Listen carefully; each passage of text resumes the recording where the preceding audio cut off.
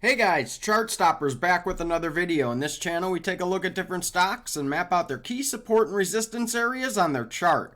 It's important to know these areas before buying any stock, and it's also important to know what kind of a trend a stock is in before you buy into it. Support and resistance is one of the most important things you should know about a stock before you either buy or sell. And also, if you're doing any day trading, swing trading, or options, you're definitely going to want to get familiar with support and resistance. And just to let you know, I am not a financial expert. These videos are for educational purposes only, but I am here to point out key factors on the charts which do impact the price action of a stock. And I also provided a link for Webull in the description. You could use it to start an account and get 2 free stocks. And I also provided a link for Robinhood. You could use that to start an account and get 1 free stock. And just to let you know, we will be doing 3 videos per week on 3 different stocks. So if you have a recommendation, leave a comment below and I'll try to get to it. And don't forget to subscribe to the channel and have your notification button on so you don't miss out on any new content. Okay, so let's get into what the market's doing today. Today is May 19th, 2021. You could see here the S&P is down on the day, about 0.75%. The Dow is down almost a full percent, down 0.97. And the NASDAQ is in the middle of the two, or actually is lagging the least today, down 0.5% at 0.55. You could see in the morning, we opened up pretty low and things picked up in the middle of the day, but then things are starting to drop off right now after the Fed came out and spoke about some inflation stuff and what they're going to do about that. And I think the market is reacting to that right now. So there's a little bit of a sell-off happening. So let's get into the stock I want to take a look at today. I wanted to do an update on Amazon. I haven't done an update in a while on Amazon, so I wanted to see what their chart is looking like and go over a couple things on it. So today Amazon is trading at $3,219 at the time of this recording. They are down $11.28, which is about the equivalent of 0.41% today. So let's take a look at what they've been doing on the week. On the week, they are actually up 1%. They're up $33. And on the month, they're down $143, which is the equivalent of 4.2%. And in the past 3 months, they are down 3.15%. And in the past year, they are still up 32%, 32.5%. They're still up. Their market cap is $1.6 trillion. Their PE ratio is 61.5. And they do not have a dividend. Their CEO is Jeff Bezos. Their headquarters is in Seattle, Washington. They were founded in 1994, and they have 100,000, or they actually have 1,298,000 employees.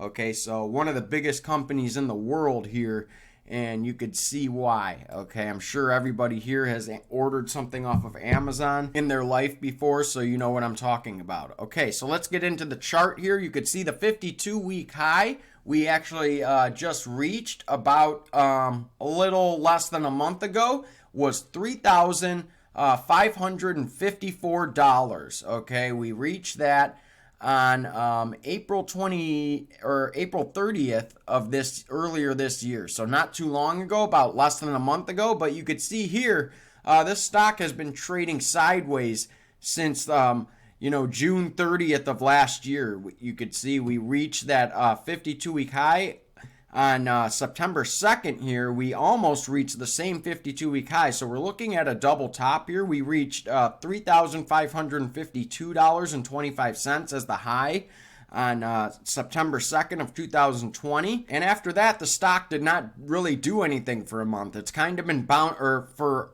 about 6 months. Okay, it's kind of been bouncing around between 3,000 and 3,500. Since the summer of last year. So almost a year this stock has been trading in this same area right here, just trading sideways. And, we finally got back up to the highs, but it quickly got rejected from those highs again and fell back down to where we're trading at now, which is around $3,200. So I just want to go through our support and resistance real quick. $3,500 is going to be our top resistance. I have that marked in red. We're going to need to see this, get above $3,500 and close out the day there, and hold for a couple days because, we haven't seen it hold above that area. We've seen it close above there one day, right here when it did make that new high in this area around in September of last year. But, ever since then, it has never closed above 3,500. And, on this day, it did reach that new high, but it quickly dropped down and did not close above 3,500. So we're going to need it to close above there and hold for a couple days to see this move on to new highs here. And our first support area, which was former resistance, is around 33.55. Right here in this area. You could see it's had trouble getting past this area also. It hit it once right here, once right there and got rejected, and right here once got rejected. And so that's been pretty big resistance also in this area that it's been trading in, okay?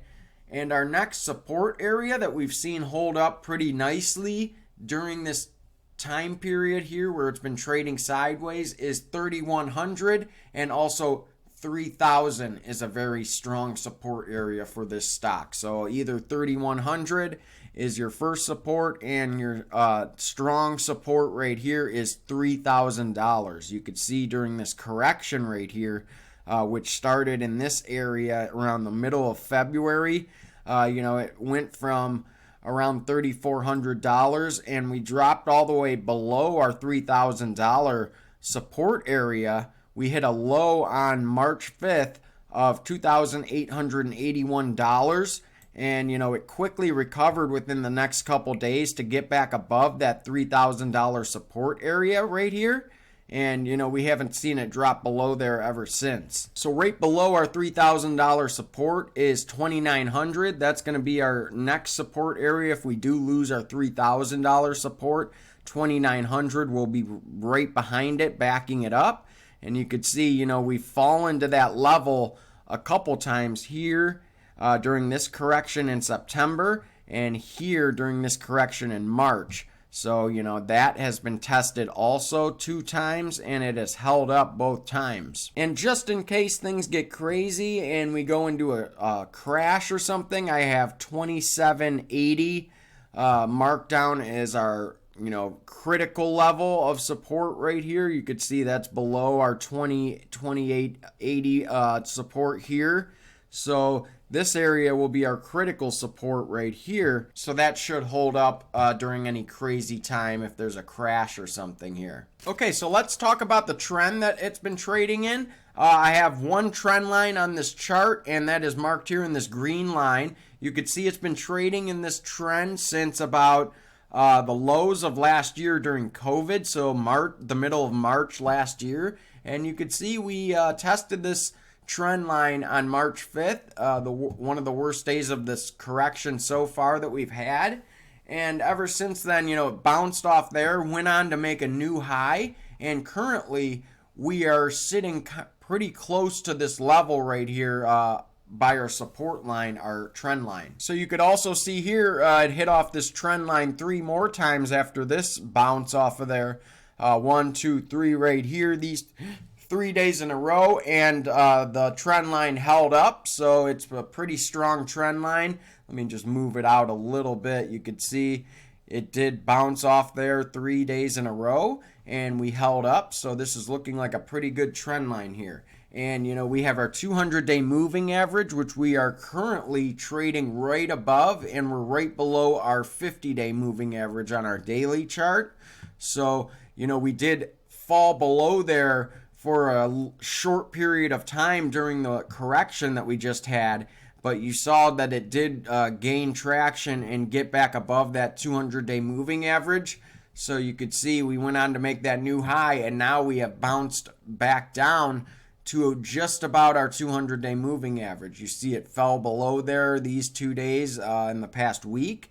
But right now we are currently trading right above there and right below our 50-day moving average. So I would like to see this stock get back above that 50-day moving average I'm looking for a nice bounce off this trend line. You could see we had it on these 3 days, and after it bounced here, it went on to make a new high. So I'm hoping right here is a higher low. You could see it already made a higher high, so this is looking to be a higher low that it made, bouncing off this trend line, and hopefully we could pop back up to make a higher high up in here somewhere around, probably 3600 or 3650 area. So I'm just going to quickly check our weekly chart, and you could see our trend line on there is following our 50-day moving average on our weekly chart. So that's how we know we have a very good trend line. It's basically mirroring our 50-day moving average on the weekly chart. So that's how you could draw yours if you want to on your chart, if you want to map this out at home. And you could see on our weekly chart, we are just above our 21-day moving average right here, which is marked in the light blue line. You could barely see it because it's pretty much following our 30-day moving average, which is the green line also. So those are right about in the same spot, and we're currently holding right above those right now. So it looks like we have pretty strong support with our moving averages on our weekly chart. And, we definitely have support with our 50-day moving average on the weekly chart. And you could see here, it never really closes below this 50-day moving average on the weekly chart. And we're getting pretty close to there now.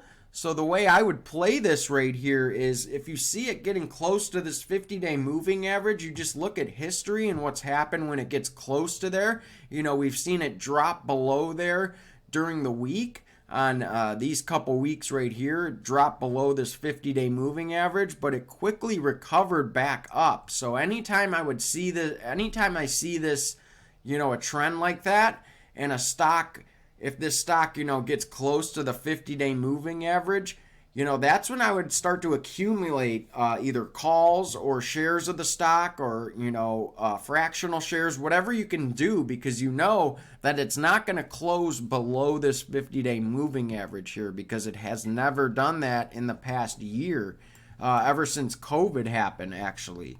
So you could see, we did close below there this week and this week.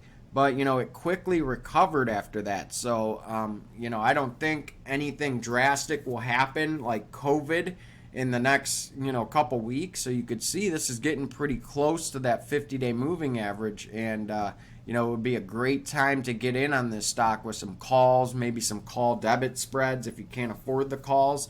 And, try to make a nice swing trade off this one. So those are just some quick ideas on what you can be doing. You always got to be on the lookout for trends in this market, because that's what the market goes by. It goes by trends, and it's very helpful to find these trends if you want to be a pretty good trader. So that's my quick update on Amazon. Again, not much happening with this stock. It's following its trend, and, you could still make money off it, though, if you find these trends here.